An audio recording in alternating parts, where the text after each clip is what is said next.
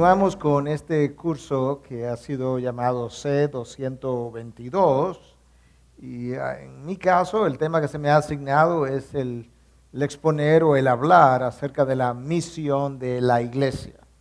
Y desde el inicio yo quisiera hacer la distinción entre lo que es la misión de la iglesia y el propósito de la iglesia. Y menciono esto porque creo que a veces nos confundimos en cuanto a cuál es el propósito y cuál es la misión. Para comenzar, cada vez que nosotros pensamos en la palabra misión, debemos recordar que de acuerdo al significado etimológico, la palabra viene del latín, de una palabra latina conocida como mitere, que implica enviar. De forma tal que desde el inicio, cuando hablamos de la misión de la iglesia, estamos entonces dejando ver implícitamente que alguien ha sido enviado o alguien va a ser enviado. Y si hay alguien enviado, pues entonces también hay un enviador. Y ahora entonces podemos comenzar a pensar en uno y en el otro. El enviador obviamente es Dios y específicamente en la persona de su Hijo, Cristo Jesús, que nos dejó una gran tarea, nos dejó una comisión, una gran comisión, como le llamamos, aunque a veces debido a la falta de interés y pasión por la gente en la gran comisión ha sido llamada la gran omisión.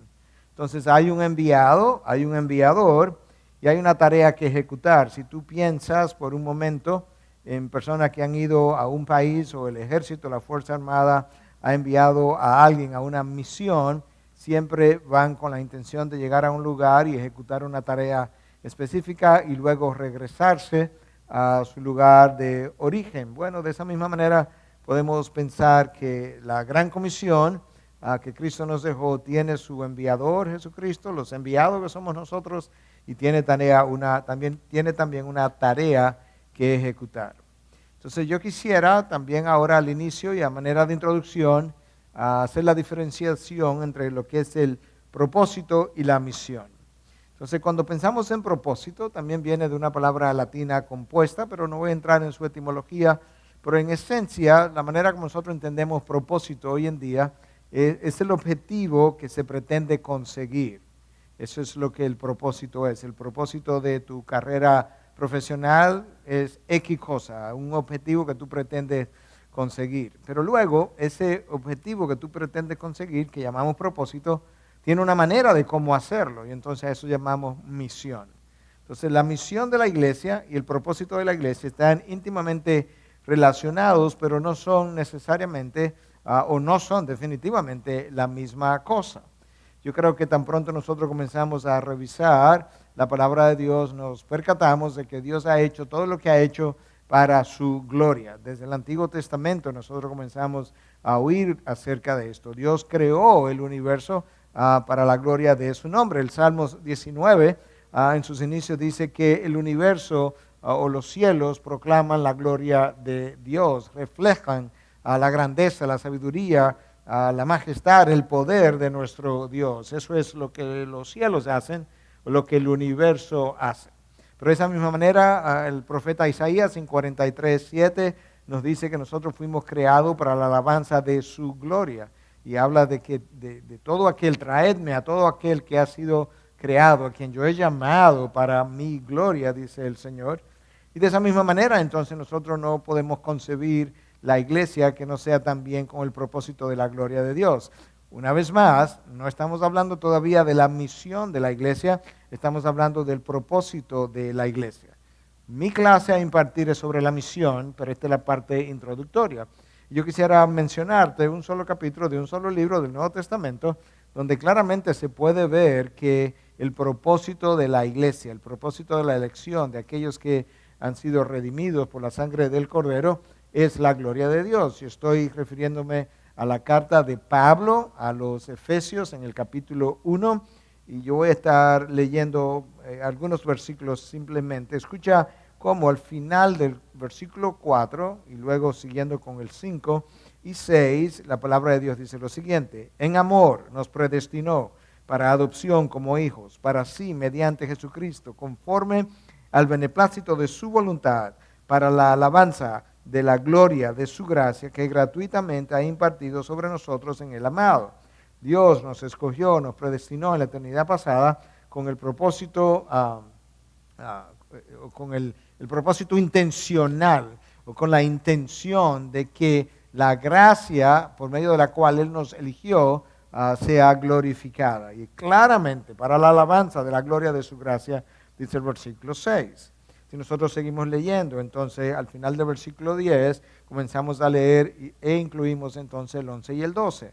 En Él también hemos obtenido herencia, habiendo sido predestinados según el propósito, de eso es de lo que estamos hablando ahora, el propósito de aquel que obra todas las cosas conforme al consejo de su voluntad, a fin de que nosotros que fuimos los primeros en esperar en Cristo, seamos para la alabanza de su gloria. Otra vez, aquí trae el apóstol Pablo a colación la misma idea. Nosotros hemos sido llamados y hemos obtenido herencia de las cosas que Cristo nos ha de entregar, y eso ha sido hecho de esa manera para la alabanza de su gloria.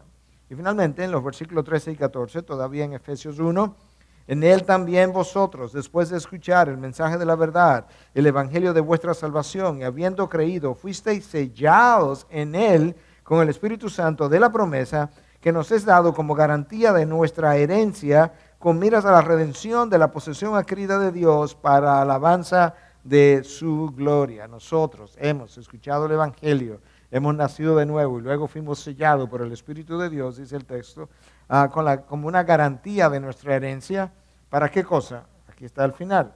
Para la alabanza de su gloria. Una y otra vez Dios nos deja ver entonces que los elegidos del Señor que constituyen la iglesia, a Dios los llamó para que ellos entonces pudieran reflejar la gloria de su gracia cuando el tiempo llegara.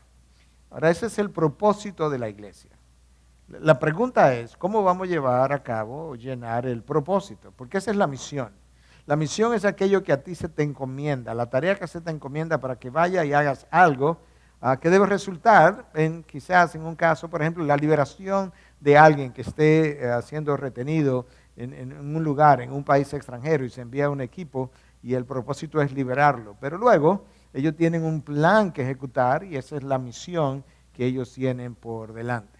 Entonces ahora nosotros queremos hablar en el resto del tiempo que nos queda de la misión de la iglesia.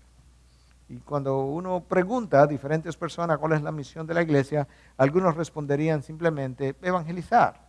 Y en cierta manera hay cierto elemento de verdad ahí, pero también hay algo como que se queda corto en esa definición de misión. Para otros, la misión de la iglesia es evangelizar más justicia social. En otras palabras, la iglesia tiene el rol, de acuerdo a estos otros, de procurar que se haga justicia, de cierta manera de cambiar la nación. Y de eso vamos a hablar ya hacia el final de lo que es esta clase. Para algunos, la misión de la iglesia es redimir la cultura, como que la iglesia tiene la obligación, si queremos, de predicar el evangelio y actuar de una manera que garantice o que resulte en lo que es la redención de la cultura. Pero cuando Cristo presentó su plan futuro, ya a punto de partir, a punto de ascender a los cielos, Él nos dejó claramente establecido, o dejó su misión claramente establecida, y Él nos dijo que debíamos ir y hacer discípulos. Ahora, eso, ir y hacer discípulos, que es un verbo en imperativo, y de hecho es el único verbo en imperativo que está ahí en ese texto de la Gran Comisión, que vamos a leer más adelante, que aparece en Mateo 28, el centro, el meollo de ese texto es id y hacer discípulos. Los otros verbos que aparecen ahí, que pudieran lucir como imperativos, realmente adquieren su fuerza imperial, se dice, o sea, adquieren una fuerza imperativa, pero subordinados al verbo id y hacer discípulos. Esa es la clave, esa es la misión de la iglesia. Nosotros ahora tendríamos que preguntarnos cómo hacemos eso, cómo hacemos discípulos, qué es lo que implica, todo lo que implica el poder ir y hacer discípulos de otras naciones. Mira cómo Cristo definió en Mateo 28, del 16 al 20, lo que es la misión de la iglesia, que nosotros hemos llegado denominar la Gran Comisión. Y lo voy a leer. Pero los 11 discípulos se fueron a Galilea, eso es lo que Jesús le había dicho que hicieran, al monte que Jesús les había señalado. Ahí está. Cuando le vieron, le adoraron, mas algunos dudaron. Y acercándose Jesús les habló diciendo, toda autoridad me ha sido dada en el cielo y en la tierra, id pues y haced discípulos. Ese es el imperativo principal de todas las naciones, bautizándolos en el nombre del Padre, del Hijo y del Espíritu Santo, enseñándoles a guardar todo lo que os he mandado, y aquí yo estoy con vosotros todos los días hasta el fin del mundo.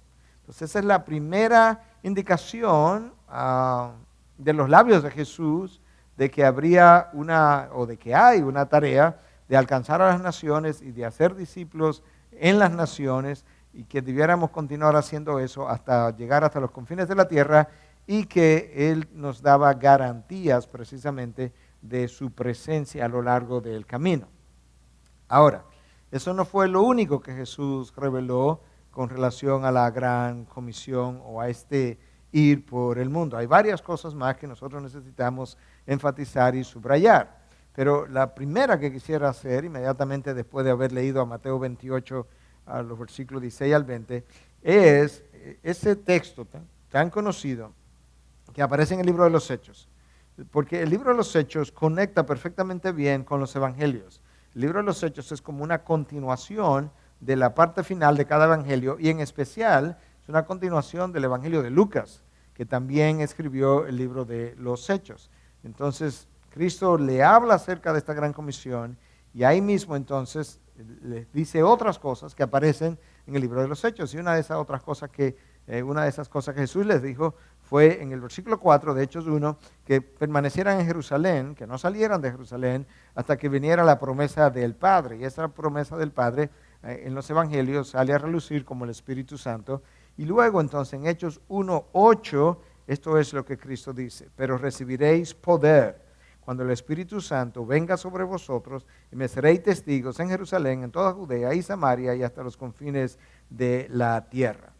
Esta es la manera de glorificar a Dios, llevando a cabo esta misión, porque cuando nosotros llevemos a cabo esta misión, nosotros habremos, cuando hayamos terminado, habremos contribuido a colocar personas, por así decirlo, alrededor del trono de la gracia, porque allí va a haber gente de toda lengua, tribu, pueblo, nación, que va a estar adorando al Cordero, pero que fue alcanzada a través de la predicación del Evangelio por medio de gente que fue enviada por Cristo Jesús a través de su Espíritu a predicar las buenas nuevas de salvación. Y entonces esa es la misión que comienza aquí, encontrando a personas en condiciones de rebeldía hasta llevarlos a ser adoradores que finalmente van a terminar en el trono de Dios. Gente que estaba en vergüenza llegará hasta la gloria de Dios. Pero para que eso ocurriera, Cristo, que estaba en su gloria, tuvo que dejar dicha gloria y venir a una condición de vergüenza. Entonces,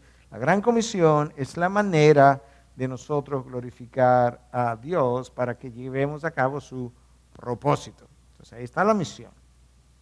Cuando uno lee Mateo 28, el 16 al 20, y tú lo pones al lado de Hechos 1:8, nosotros rápidamente tenemos la idea de que esta gran comisión pudiéramos dividirla de esta forma.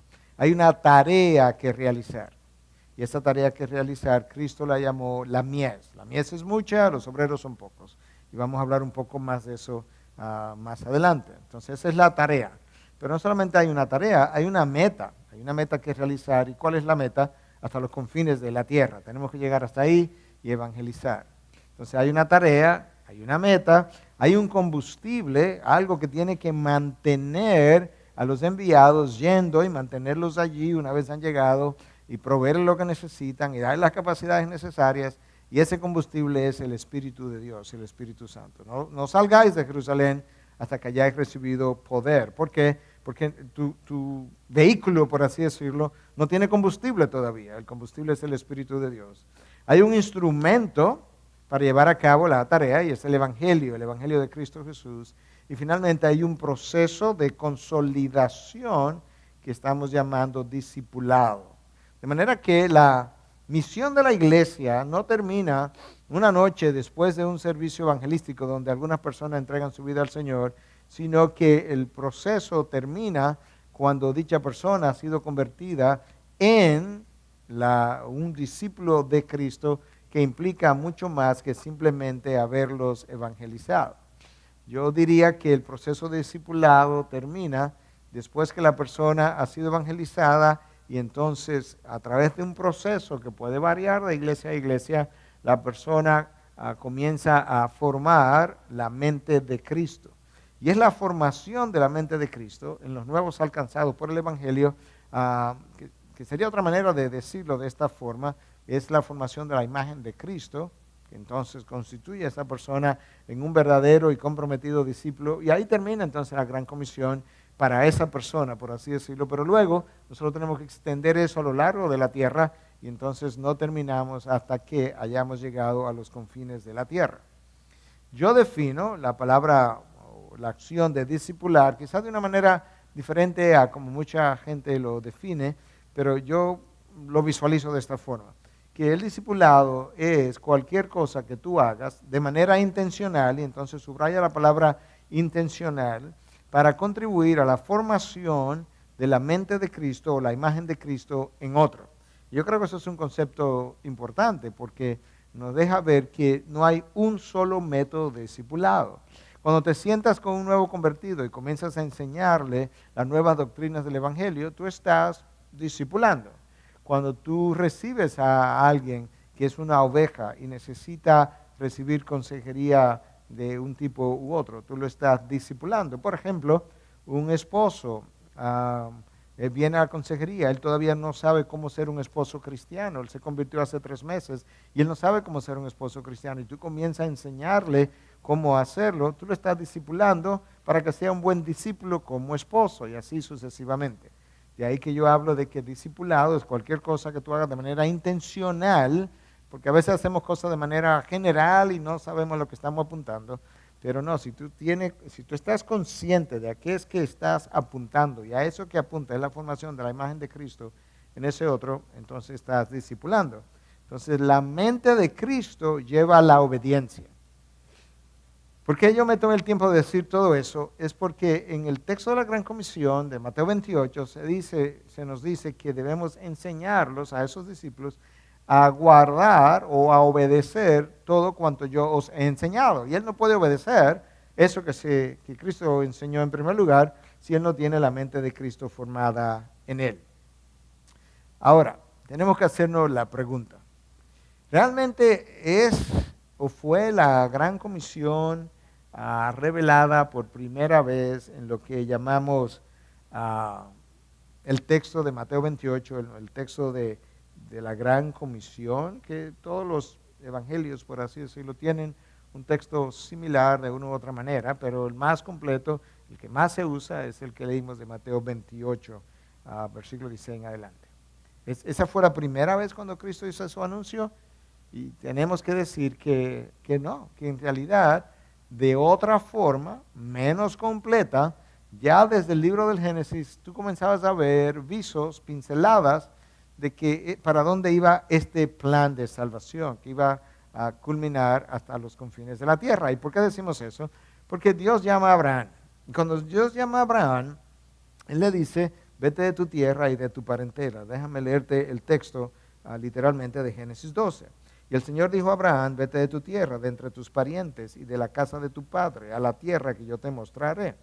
Haré de ti una nación grande y te bendeciré y engrandeceré tu nombre y serás bendición. Bendeciré a los que te bendigan y al que te maldiga maldeciré. Y escucha ahora: y en ti serán benditas todas las familias de la tierra. Esa frase ahí, y en ti, a la luz del resto de lo que hoy sabemos, tiene la connotación de que en tu simiente, en tu descendiente, que era ningún otro que no fuera Cristo Jesús. En Cristo Jesús, tu descendiente, yo bendeciré todas las familias de la tierra. Bueno, ya ahí nosotros tenemos una idea, aunque no estaba clara, pero tenemos una idea ahora, viendo retrospectivamente. Esa es la Gran Comisión, porque tenemos que ir a todo el mundo y evangelizar hasta los confines de la tierra, y esa es la manera como Dios pretendía, sin que Abraham lo supiera, pretendía bendecir a todas las familias de la tierra. ¿Cómo? Llevando el evangelio hasta todas ellas. Tú ves eso en el libro del Génesis, tú ves eso en algunos de los profetas, solamente voy a dar pincelada de uno, pero Isaías 66, 18 dice, mas yo conozco sus obras y sus pensamientos. Llegará el tiempo de juntar a todas las naciones y lenguas y vendrán y verán mi gloria. Ahí está Isaías, o mejor dicho, ahí está Dios a través del profeta Isaías anunciando desde la antigüedad que llegaría un tiempo donde Él juntaría a todas las naciones y de todas las naciones y lenguas. Suena familiar ese vocabulario al de Apocalipsis cuando dice que había gente de todo pueblo, tribu, lengua, nación, y vendrán, ¿y qué cosa? Y verán mi gloria. Verán mi gloria, me adorarán en mi gloria. Otra vez, el profeta anunciando algo que la gente del Antiguo Testamento no conocía bien. Porque para ellos, la misión de Israel la veían no tanto como vayan y cuenten, vayan y digan, sino como vengan y vean. Vengan y vean esta nación que tiene por Dios al Dios verdadero. Lamentablemente, la nación de Israel no se comportó como una nación sacerdotal. Israel sería como una nación de sacerdotes, no necesariamente que serviría de intermediario entre los hombres y Dios, pero sí como una nación que podría disfrutar de las bendiciones de Dios y obedecían y entonces servir de reflejo a las demás naciones de cómo es una nación que camina con Dios. Lamentablemente ellos no hicieron ese trabajo bien y tuvieron que sufrir las consecuencias del juicio de Dios. Mira ahora el salmista escribiendo en el Salmo 86, versículo 9, todas las naciones que tú has hecho vendrán y adorarán delante de ti, Señor, y glorificarán tu nombre.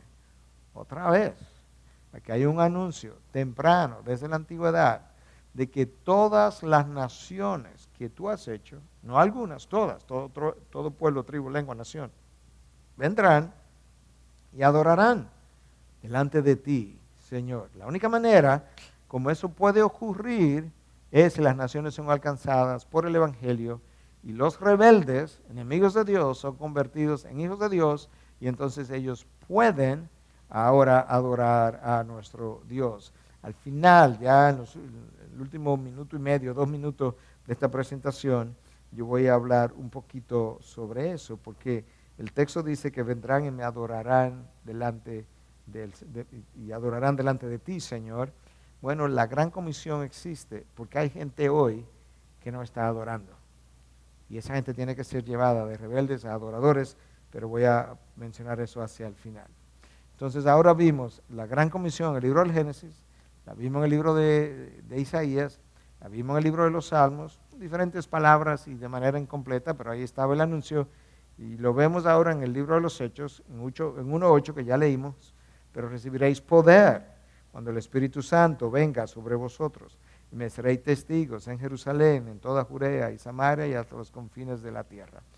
Una de las diferenciaciones entre este texto de la Gran Comisión y el texto clásico de ir y hacer discípulos es que nos dice, por un lado, lo que yo requiero, necesito llenura del Espíritu para poder ir, y por otro lado, porque incluso me da un cierto orden de cómo ellos se suponía que debían llevar a cabo esta misión, en términos del orden cronológico. Primero se alcanza a Jerusalén, luego alcanza a Samaria, Judea, y luego a Samaria, la parte local, y luego entonces hasta los confines de la tierra, de manera que tú sigues expandiendo y sigues expandiendo y sigues expandiendo hasta alcanzar los confines de la tierra.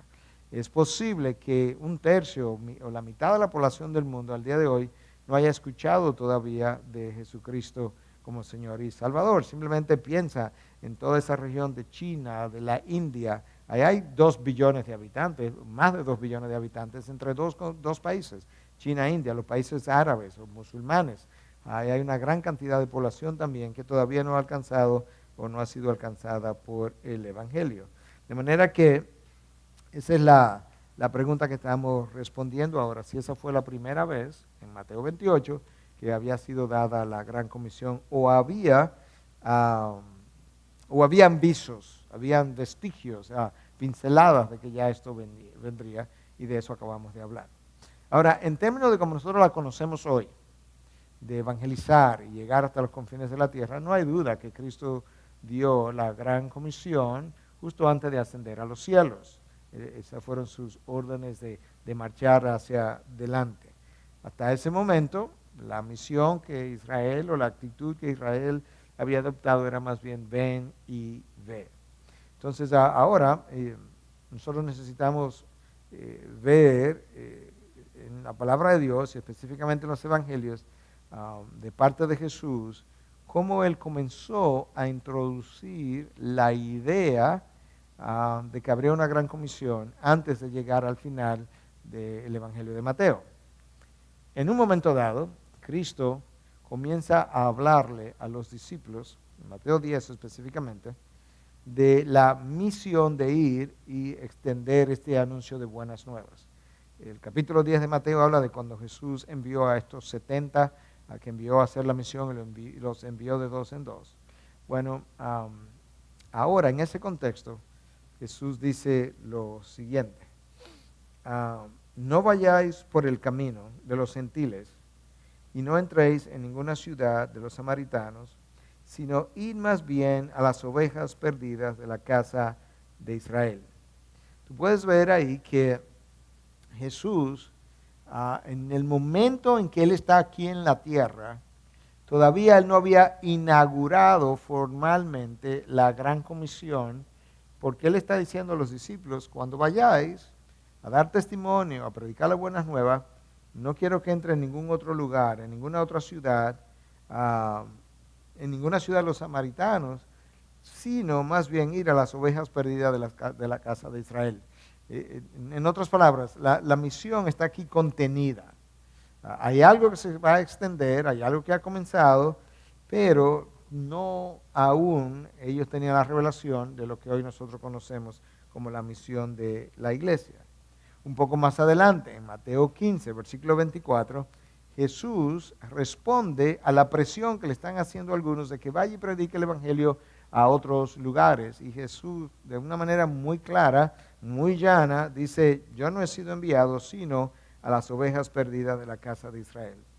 Eso no quiere decir que posteriormente no habría otros que sí serían enviados, pero en cuanto a la misión de Jesús, sus 3 años y medio de enseñanza, de ministerio, tenía una limitación básicamente a las ovejas perdidas de Israel. Y entonces eso nos dice a nosotros que ciertamente ese orden que encontramos posteriormente en Hechos 1:8 es algo que ya se venía viendo. ¿Qué cosa?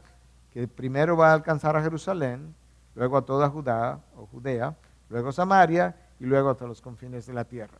En ese tiempo inicial, Jerusalén era el foco de acción de nuestro Señor Jesús.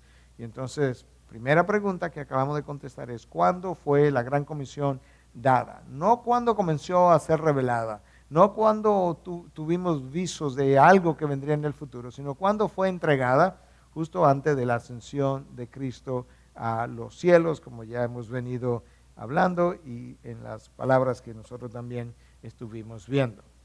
Segunda pregunta: ¿quién envía y quiénes fueron los enviados?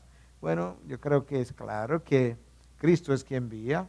Toda autoridad me ha sido dada, por tanto, id. Cristo es el enviador. ¿Y quiénes son los enviados? Bueno, en ese momento, sus discípulos, sus primeros discípulos. Por tanto, ir y hacer discípulos de todas las naciones.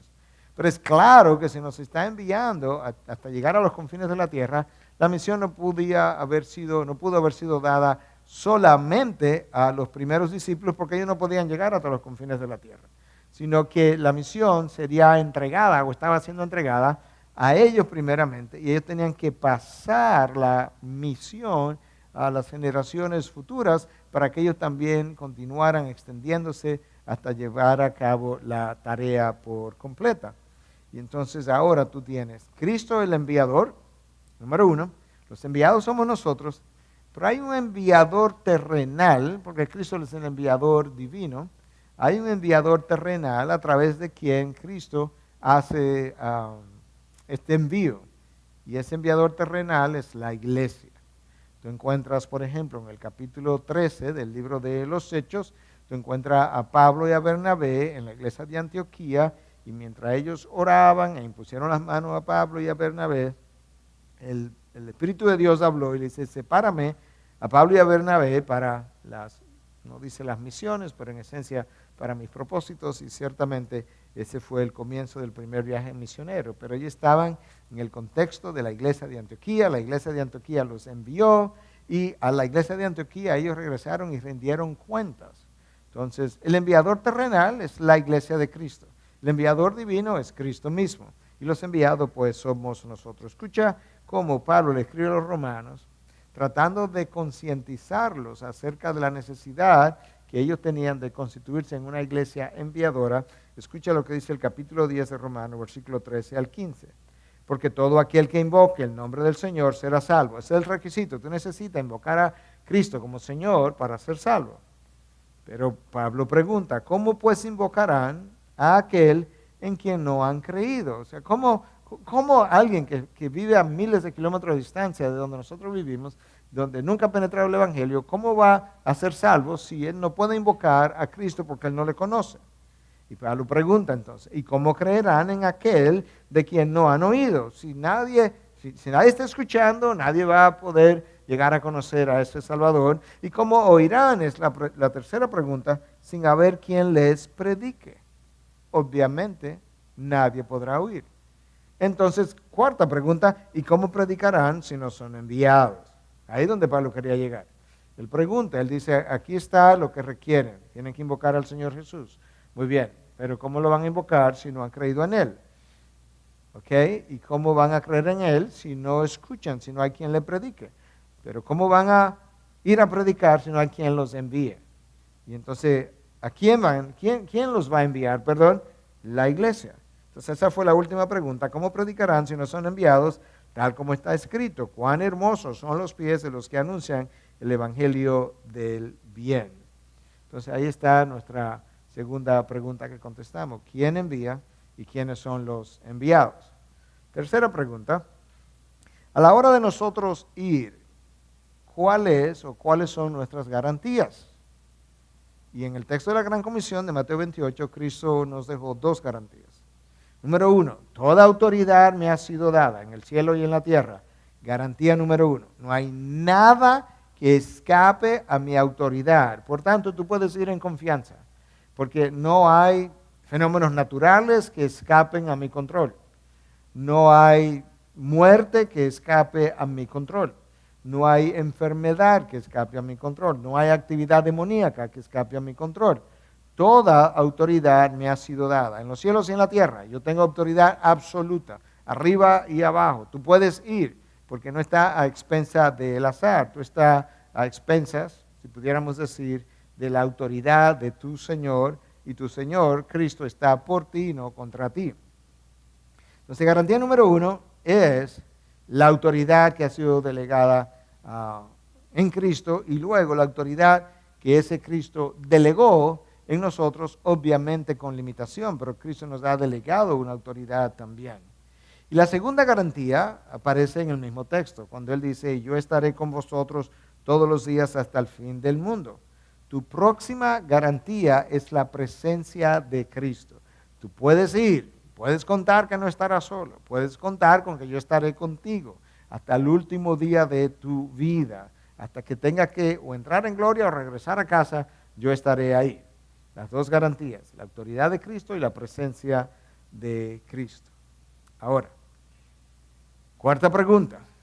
Estamos siendo enviados, ya tenemos eso identificado también, el enviador. ¿Qué hacemos al ir a la misión? ¿Qué es lo que se supone que yo deba hacer? Bueno, ya hemos contestado esto de manera indirecta, pero la idea es que tengo que hacer discípulos.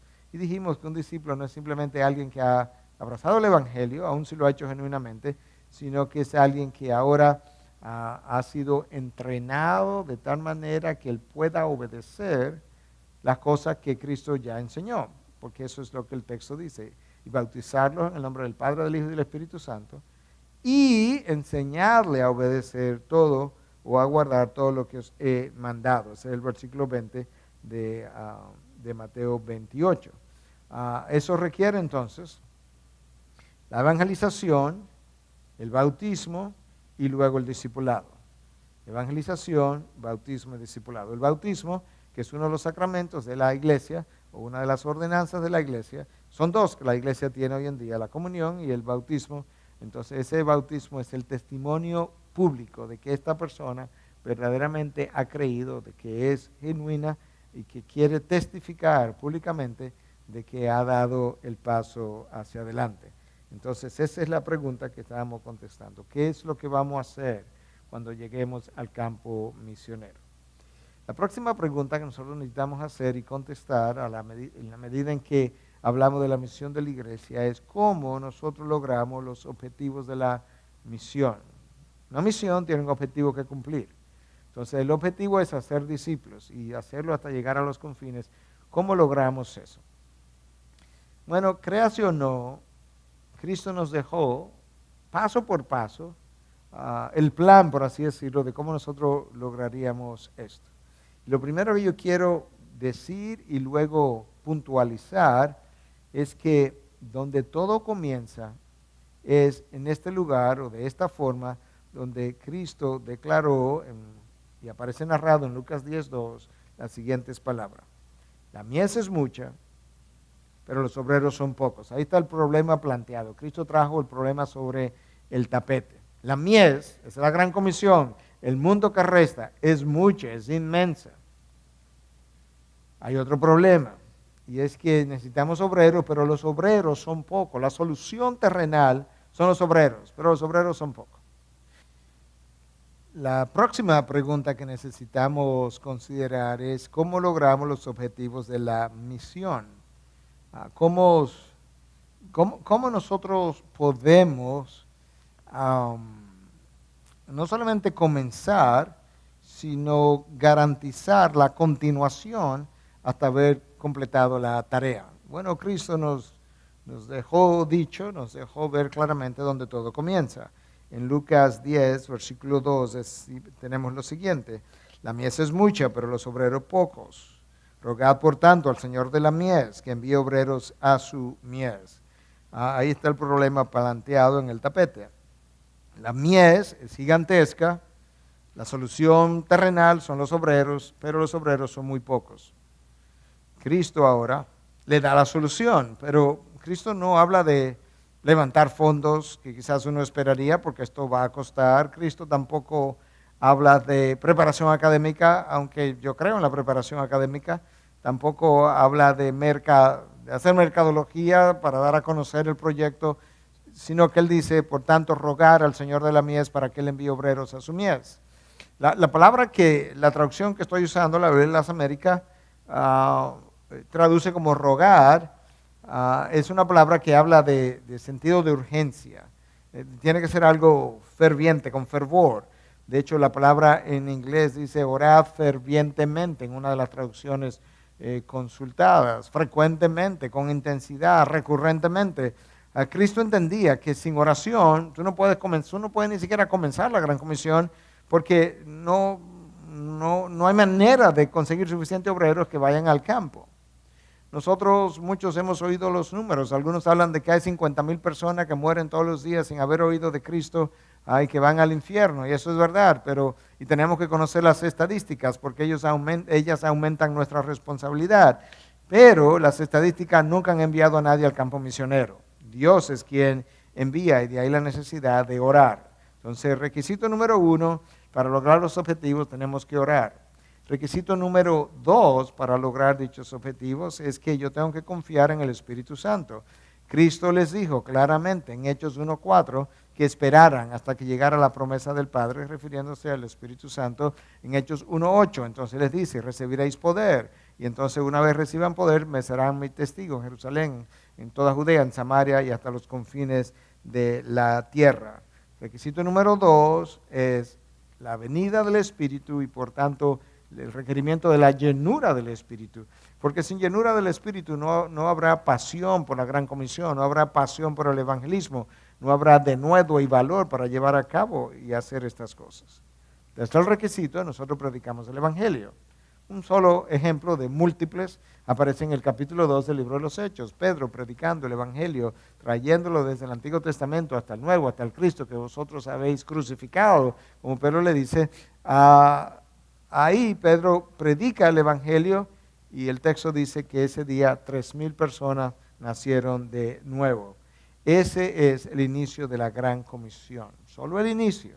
O sea, no es la finalización, pero es un buen comienzo. Comenzar algo con 3,000 nuevos miembros de la iglesia y luego cuando tú llegas al capítulo 4 del libro de los Hechos, nos habla de que habían ahora 5,000 hombres, que si tú cuentas entonces las mujeres y los niños, podríamos llegar a 10,000 personas. Eso es mucha gente que está entrando a la iglesia y avanzando la Gran Comisión. Ahora, presta atención que la persona que predicó es un simple pescador.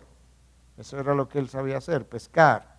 No tenía mucha preparación. Sin embargo, como el Espíritu lo ungió, ese Espíritu ungiendo a Pedro de tal manera que predicó un sermón que fue tan efectivo que nadie más ha podido predicar un sermón semejante, donde en un solo sermón, en una sola ocasión, en un solo día, un solo hombre, 3,000 nuevos creyentes resultaron. Yo lo que quiero hacer ahora es demostrar brevemente, simplemente leyendo los pasajes con comentarios muy breves, de cómo ese avivamiento que comienza el día de Pentecostés se extiende por los próximos 30 años de la vida de la iglesia, que es lo que el libro de los Hechos cubre. Y voy a leer algunos pasajes donde tú puedas ver algunas cosas importantes y puedas ver las 6 fases de expansión de este primer avivamiento. En Hechos 6:7 dice, y la palabra de Dios crecía, y el número de los discípulos se multiplicaba en gran manera en Jerusalén, y muchos de los sacerdotes obedecían a la fe. Ahí hay 2 observaciones que yo quiero hacer. Número 1, Lucas dejó de contar gente. 3,000 personas, 5,000 hombres, ya él no puede contar porque son tantos que ¿qué es lo que hace? Él comienza a contar cómo la palabra de Dios crecía. La palabra de Dios crecía. Y el número de discípulos era muchos, ya no podía contar. Pero aquí hay algo que es importante que llama la atención. Dice que muchos de los sacerdotes obedecían a la fe. Sacerdotes judíos que tenían cientos de años creyendo las cosas que habían creído, abandonaron cientos de años de enseñanza, de tradición, de prácticas religiosas y abrazaron la fe. Eso es importante. Si tú sigues leyendo ahora, llega a Hechos 9:31. Entre tanto, la iglesia gozaba de paz por toda Judea, Galilea y Samaria y era edificada. Y andando en el temor del Señor y en la fortaleza del Espíritu Santo, seguía creciendo. ¿Cómo seguía creciendo? Andando en la fortaleza del Espíritu Santo. El Espíritu Santo es clave en lo que es la realización de esta gran comisión. Tú sigues avanzando, Hechos 12:24. Pero la palabra del Señor crecía y se multiplicaba. No más discípulos siendo contados. La palabra del Señor crecía. Te leí del capítulo 6, del capítulo 9, del capítulo 12, para que tú puedas ver la gran comisión avanzando y cómo está avanzando por medio de la predicación de la palabra, que es la que está creciendo, y está avanzando por medio de qué cosa, de la unción del Espíritu de Dios. Ahora avanzamos al capítulo 16 de Hechos, 16:5. Así que las iglesias eran confirmadas en la fe y diariamente crecían en número. Diariamente. Aquí había gente que todos los días hacía profesión de fe y las iglesias crecían y crecían en número. Esto es algo que aún bajo la oposición de las autoridades judías no lo podían detener. De hecho, las autoridades judías estaban airadas y en un momento dado pusieron a Pedro y a Juan en la cárcel. Leemos eso en el capítulo 5 del libro de los Hechos y en la noche un ángel se aparece y le abre la puerta y ellos salen. Al día siguiente, a las primeras horas, están en el templo otra vez, predicando la misma cosa y las autoridades vienen y les dicen, no, les dimos órdenes estrictas de no predicar en este nombre y ustedes están aquí otra vez haciendo la misma cosa. Y habéis llenado a Jerusalén de vuestras enseñanzas. Esta gente no podía ser detenida y Pedro le dice, voy a usar un poquito la imaginación, quizá Pedro estaba pensando, bueno, quisiéramos obedecerte, porque la palabra de Dios nos manda a obedecer a las autoridades, pero hay un pequeño problemita y es que no podemos dejar de ver, no podemos dejar de hablar de lo que hemos visto y oído. Quizá nosotros tenemos más dificultad en llevar a cabo la misión de la iglesia, la gran comisión, porque hay mucha gente que no ha visto suficiente ni ha oído suficiente. no ha oído suficiente del Evangelio de Cristo, ni ha visto suficiente del carácter de Dios desplegado desde los púlpitos. Y eso es algo que nosotros necesitamos corregir. Tú sigues avanzando, llega a Hechos 19:20 y dice que así crecía poderosamente y prevalecía la palabra del Señor. Crecía poderosamente y prevalecía la palabra del Señor. Cuando la palabra habla, en este caso, de crecer y de crecer poderosamente y que prevalecía, ¿qué pensamos? Bueno, yo pienso que lo que el texto está diciendo es que la palabra crecía porque crecía el número de regiones a donde la palabra había penetrado, el número de regiones geográficas. Y la palabra prevalecía poderosamente porque no podían detenerla, la oposición no podía con ella. Y la palabra también crecía en influencia.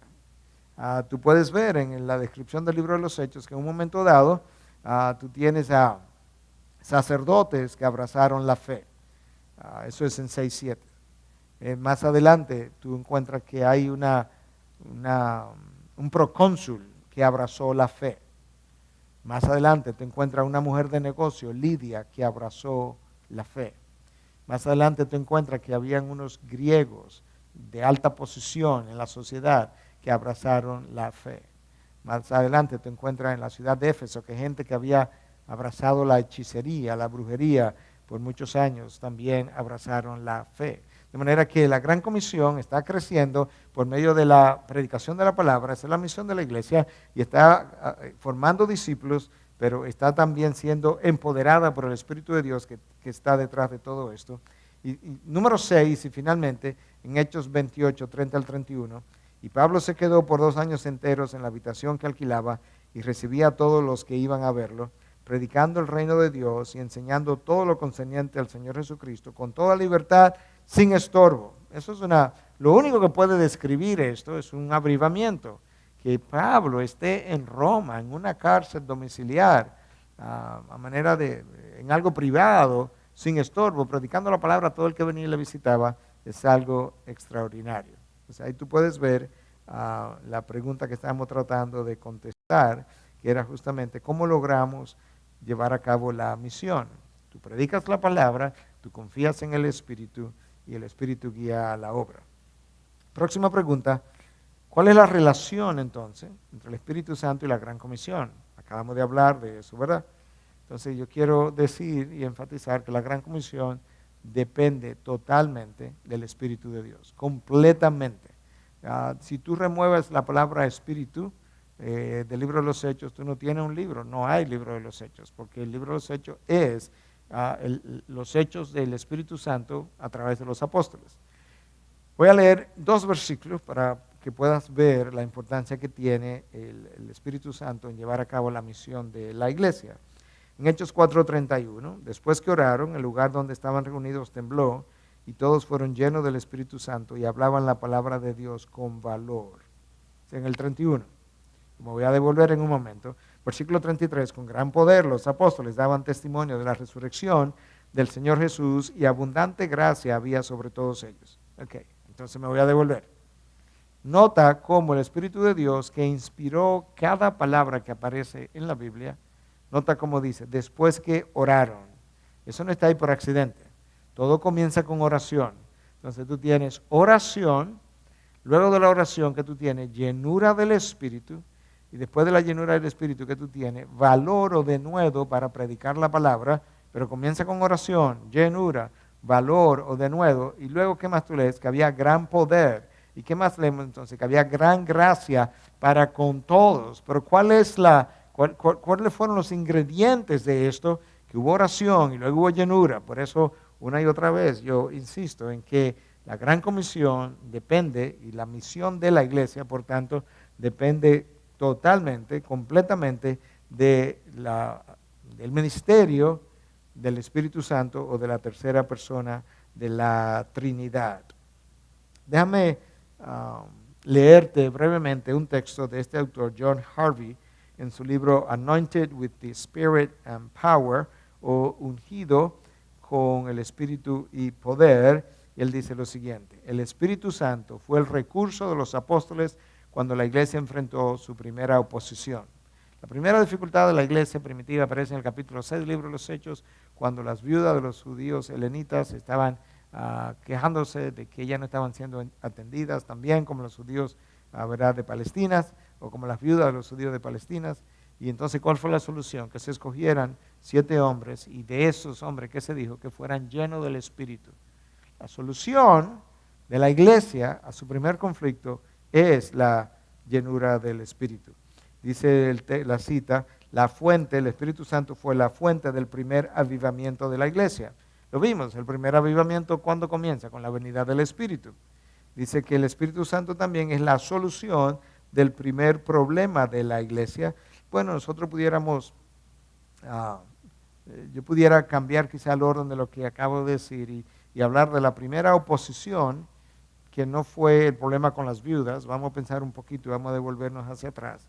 La primera oposición aparece justamente en el capítulo 3, 4 del libro de los Hechos, cuando Pedro y Juan son puestos en cárcel y luego el Espíritu de Dios o el ángel lo libera y ellos regresan y vuelven a predicar, y el texto de 4:31 que leímos dice que ellos estaban llenos del Espíritu, oraron, hubo llenura del Espíritu y hubo, ¿qué cosa?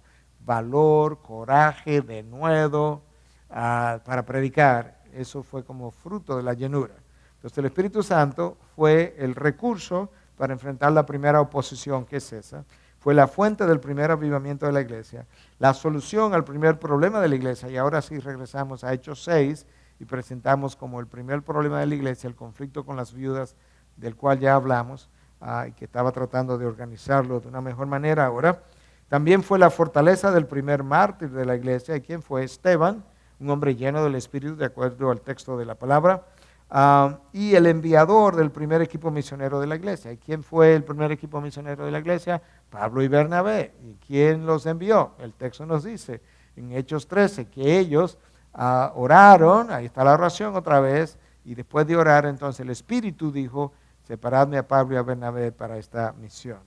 Él, el Espíritu Santo, continúa John Harvey diciendo, guió en la toma de decisiones corporativas, colocó a los líderes en posición de autoridad sobre las congregaciones locales. El Espíritu de Dios los dirigió a tomar decisiones difíciles, pero también cuando Pablo escribe a los ancianos de la iglesia de Éfeso, en el capítulo 20 del libro de los Hechos, les dice que vosotros sois, cuidad de vosotros y de la doctrina y de vosotros, en medio de la grey, ese es el texto, en medio de la grey, que el Espíritu, o sobre la grey, que el Espíritu lo has hecho obispo, perdón por la traba ahí de palabras, que el Espíritu Santo os ha hecho obispos para pastorear la iglesia de Cristo Jesús, que fue comprada a precio de sangre. Entonces, por eso es que este autor está diciendo que el Espíritu Santo colocó a líderes en posición de autoridad sobre las congregaciones locales. Y esa es otra evidencia más del rol del Espíritu Santo en llevar a cabo la misión de la iglesia. Tenemos que contestar una pregunta simple que ya fue contestada en cierta manera. ¿A dónde vamos a ir? Hasta los confines de la tierra. ¿Por dónde comenzamos? Por Jerusalén. ¿Y dónde seguimos? Toda Judea, y luego toda Samaria, y luego los confines de la tierra. Ahora, ¿cuál es la importancia de la Gran Comisión? ¿Por qué es vital llevar a cabo la misión de la iglesia? Bueno, podemos decir esto de varias maneras. Vamos a comenzar de esta forma. La misión de la iglesia o la Gran Comisión es la manera de traer a las naciones al señorío de Cristo. Múltiples naciones, múltiples personas, múltiples familias, en completa rebelión en contra del señorío de Cristo. Entonces, la Gran Comisión o el proceso de evangelización es la manera, el instrumento de traer a toda esa gente al señorío de Cristo, tanto como sean llamados. La Gran Comisión es la manera de destruir los ídolos y dioses paganos que esclavizan a esas naciones. A.W. Tozer dijo que ninguna nación se puede levantar por encima del concepto que esa nación tenga de su Dios. De manera que si tú miras ahora una nación, en nuestro caso que vivimos en República Dominicana, una nación como Haití, que ha estado tanto tiempo adorando a través del vudú, mira todo el retraso de desarrollo que tiene, porque ninguna nación se puede levantar por encima de la concepción que ellos tienen del Dios que adoran. Y la manera de destruir esos ídolos para que las naciones puedan florecer es justamente vía la evangelización. La Gran Comisión es la forma de traer estas naciones a adorar a nuestro Dios. No están adorando a nuestro Dios, están alejadas, no están disfrutando las bendiciones que nuestro Dios puede otorgar. Es la forma de bajar todos los índices que el pecado causa. Nosotros vivimos en naciones como Latinoamérica, donde los índices de criminalidad de diferentes tipos son altos. Hay violencia, hay drogas, hay alcoholismo, hay niños abandonados, hay abortos, altos índices de todo eso. ¿Y cómo bajamos eso? Bueno, los procesos políticos no han mejorado esos índices, muchas veces lo han empeorado. Entonces, ¿cómo nosotros logramos bajar esos índices? Lo único que cambia al hombre, su forma de pensar, su forma de vivir, su forma de sentir, es el Evangelio de Cristo Jesús. Y finalmente, la Gran Comisión es la única forma de traer gozo a las naciones y de que ellas se alegren. De manera interesante, cuando la persecución arrancó en Jerusalén, y de la cual el libro de los Hechos nos habla en el capítulo 8, la gente que estaba en Jerusalén salió corriendo, y salió corriendo para Samaria. Y entonces donde llegaban, predicaban la palabra. Felipe, un evangelista de la iglesia primitiva, uno de los 7 hombres que fueron escogidos para ayudar a las viudas, va a Samaria y comienza a predicar el evangelio, y todo el mundo estaba escuchando a Felipe. Y nos dice el texto entonces que Samaria se llenó de gozo. Como dice un autor de nombre Derek Thomas en su comentario del libro de los Hechos, el sufrimiento de Jerusalén, el sufrimiento que la ciudad estaba teniendo, es la causa del gozo en Samaria. Porque es el sufrimiento de Jerusalén bajo persecución lo que hace que la gente salga corriendo para protección. Llegue a Samaria, comparta el evangelio y Samaria se llenó de gozo. Por eso yo decía que la Gran Comisión es la única manera de llenar a las ciudades de gozo. Entonces, hasta ahora vimos a Jerusalén, que estaba siendo llena de las enseñanzas de los apóstoles. Vimos a Samaria, que se estaba llenando de gozo. Y más adelante tú encuentras a Éfeso, donde Pablo llegó y creó problemas por medio de la predicación del evangelio. Y todo eso es parte de la Gran Comisión. La pregunta que tenemos que hacernos ahora hacia el final, porque está en la mente de mucha gente, quizás de alguna gente que me está escuchando, ¿es parte de la misión de la iglesia la justicia social? Yo quiero responder eso de manera cuidadosa para que no se malentienda. La misión de la iglesia es la Gran Comisión. Ahora, la justicia social debe ser el resultado, o por lo menos el impacto sobre esa justicia social, de miembros de la iglesia que van y viven responsablemente en su sociedad y tratan ellos, ¿verdad?, de propulsar y propugnar por un mejor orden social y una mejor justicia. Al mismo tiempo, la iglesia tiene la obligación, si tú quieres, de pronunciarse cuando los valores fundamentales de la fe cristiana están siendo violados. Un caso particular. Múltiples iglesias han hablado en contra del aborto. Eso es justicia social. La iglesia no se puede divorciar completamente de esos casos. Tú encuentras algo similar en el Antiguo Testamento y luego encuentras algo que nosotros podemos usar también en el Nuevo Testamento para decir que nosotros tenemos una obligación con esos valores. Déjame leerte simplemente de Isaías 58, algunos versículos, comenzando en el versículo 3. Dicen, ¿por qué hemos ayunado y tú no lo ves? ¿Por qué nos hemos humillado y tú no haces caso? O sea, nos están diciendo, Señor, que ayunamos, oramos y tú no nos haces caso, tú no nos ves. He aquí, en el día de vuestro ayuno buscáis vuestras conveniencias. Dios está respondiendo. Yo te voy a decir ahora. Y oprimís a todos vuestros trabajadores. Eso es justicia social o injusticia. He aquí, ayunáis para contiendas y riñas y para herir con un puño malvado. No ayunéis como hoy, para que se oiga en lo alto vuestra voz. ¿Es el ayuno que yo escogí para que un día se humille el hombre? ¿Es acaso para que incline su cabeza como un junco y para que se acueste en silicio y ceniza? ¿Llamaréis a esto ayuno y día acepto al Señor? ¿No es este el ayuno que yo escogí? ¿Cuál, Señor? Desatar la ligadura de la impiedad, soltar las coyundas del yugo, dejar ir libres a los oprimidos y romper todo yugo. ¿No es ese el ayuno? Ahí está la justicia social. Y no es para que partas tu pan con el hambriento y recibas en casa a los pobres sin hogar, y para que cuando veas al desnudo lo cubras y tú te escondas de tus semejantes. ¿Es para eso? Entonces tu luz despuntará como la aurora y tu recuperación brotará con rapidez. Delante de ti irá tu justicia y la gloria del Señor será tu retaguardia. Entonces invocarás y el Señor responderá, clamarás y Él dirá, heme aquí. Si quitas de en medio de ti el yugo al amanecer con el dedo y el hablar iniquidad, y si te ofreces al hambriento y sacias el deseo del afligido, entonces surgirá tu luz en las tinieblas y tu oscuridad será como el mediodía. ¿Qué es lo que Cristo, mejor dicho, qué es lo que Dios revela en el Antiguo Testamento? No te estoy oyendo, no estoy haciendo caso a tus oraciones, no estoy haciendo caso a tu ayuno, porque tú vives en rencilla. Porque tú vives oprimiendo al pobre, al hambriento.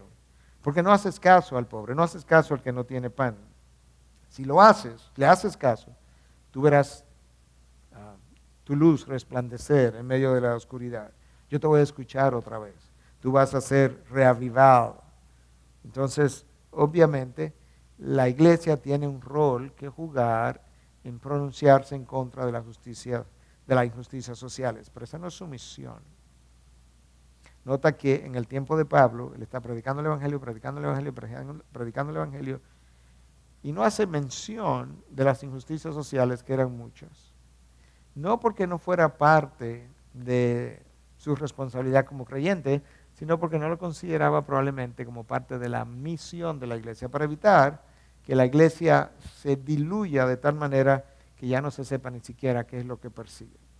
Pero cuando los cristianos, equipados en su iglesia, salen a vivir su vida cristiana responsablemente, ellos cambian su entorno. Escucha lo que Donald Carson dice en su comentario sobre el Sermón del Monte.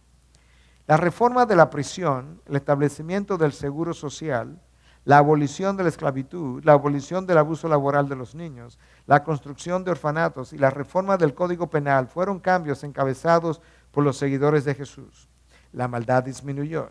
Y considero yo, ha sido el patrón de los cristianos profesantes cuando han estado menos preocupados por su prestigio personal que por seguir el estándar del reino.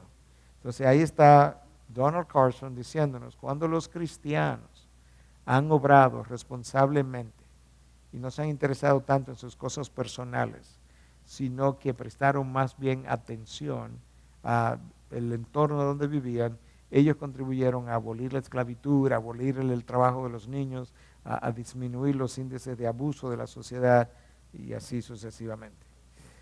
Entonces, una vez más, eso es tratando de clarificar el rol de la iglesia en términos de las injusticias sociales. Ahora, la próxima pregunta que debemos hacernos es si la iglesia tiene algún rol que jugar en la política de sus días. Y debemos responder de esta manera. Número uno, el cristiano, para diferenciarlo de la iglesia, debe participar del proceso político de su nación. Porque si todos los cristianos nos vamos a retirar de en medio de la sociedad, ¿a quién le vamos a dejar la sociedad? Eso fue lo que pasó justamente al final del siglo XIX, principio del siglo XX, cuando los fundamentalistas se retiraron de todas las instituciones porque consideraban que estaban muy corrompidas, le dejaron la sociedad para ser dirigida por ¿quiénes? Por aquellos que no tenían valores cristianos. Entonces el cristiano debe participar del proceso político, tiene un gran reto de no contaminarse. De hecho, lamentablemente en América Latina, los cristianos que se han involucrado, que han subido al poder, hasta ahora, que yo sepa, ninguno tuvo éxito, sino que todos terminaron corrompiéndose. Porque decían ser cristianos, pero quizás ni siquiera lo eran. Ahora, la iglesia otra vez tiene que hablar en contra de aquellas cosas que amenazan los valores cristianos. Ahora mismo, la ideología de género, múltiples iglesias han estado pronunciándose. Nosotros mismos hemos ido al Congreso a defender la vida y en contra del aborto, pero yo fui, de hecho, como ciudadano, como médico cristiano, más que como el pastor de la iglesia que presido, porque entiendo que es parte de mi responsabilidad, pero no estoy tratando de inmiscuir la iglesia en esa lucha que pudiera entonces la iglesia confundirse y debilitar su misión. Y finalmente quisiera mencionar un par de textos en la Biblia donde nos habla un poquito acerca de esto. Por ejemplo, en Mateo 14:3 se nos dice que Herodes había prendido a Juan el Bautista, Lo había atado y puesto en la cárcel por causa de Herodías, mujer de su hermano Felipe, porque Juan le decía, no te es lícito tenerla. Y Juan termina decapitado. Juan pudo haber simplemente predicado el evangelio, predicado el mensaje de arrepentimiento y quedarse callado, pero él denunció a Herodes en su tiempo por estar teniendo o viviendo con la mujer de su hermano. Le llamó adúltero y terminó perdiendo la cabeza. Otro texto que nos ayuda a entender que nosotros sí tenemos como cristianos un rol que jugar en ser sal y luz, sal de la tierra, luz del mundo, es Jeremías 29:7, que dice, este es el pueblo que está yendo al exilio, que fue Babilonia en ese caso, y Dios le está diciendo al pueblo, cuando llegue allá, cuando llegue a Babilonia, esto debe tener pendiente. Buscar el bienestar de la ciudad a donde os he desterrado, eso era Babilonia, y rogar al Señor por ella, porque en su bienestar tendréis bienestar. Procura el bienestar de la ciudad, cristiano, hombre, mujer, profesional, que vives en la sociedad. Procura el bienestar de la ciudad, porque en su bienestar está el tuyo también. Entonces nosotros tenemos ese rol que jugar como cristianos. Entonces mi iglesia me prepara, me equipa con una cosmovisión que me ayuda a ejercer un rol de transformación en la sociedad donde vivo. Pero la misión de la iglesia sigue siendo la proclamación del evangelio y el llevar a cabo la gran comisión. Entonces ahora, como observaciones finales, quisiera mencionar un par de cosas.